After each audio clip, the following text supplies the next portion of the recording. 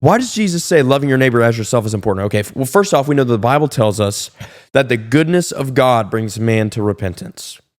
When people see this unconditional, no strings attached to love that you show to other people, that can be the God people experience. Someone asked me, we've been doing a little side quest. We've been going around to college campuses and talking to students, and it's been a big blessing. And I had quite a few people ask the same question. They said, well, my friend has been going through some side of suffering or experienced trauma or been hurt by the church.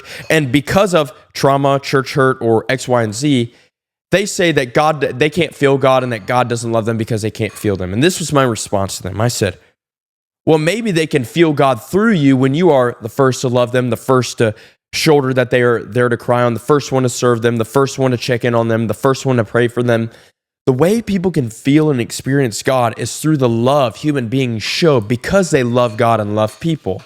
Now, what does Jesus mean when he is saying, love the Lord your God with your whole heart, soul, mind, and strength? What does he mean when he says, love your neighbor as yourself? Jesus Christ is saying, when you see yourself the way that God sees you, then you begin to realize that he sees everybody else the same way he sees you, valuable, free, clean, and his son or daughter.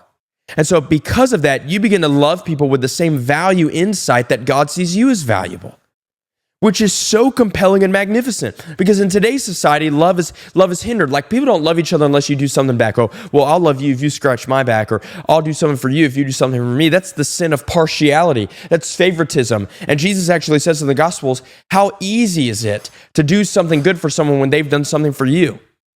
And then he even gives us this example. He says, which one of you is going to give a stone to a little one when they ask for a fish? What he's saying is if you're not even a Christian and people know how to give good gifts, then how much more good gifts does the God of heaven and earth know how to give? The point I'm making here is that when we see ourselves the way that God sees us, then we begin to have the same eyes God has for us for other people.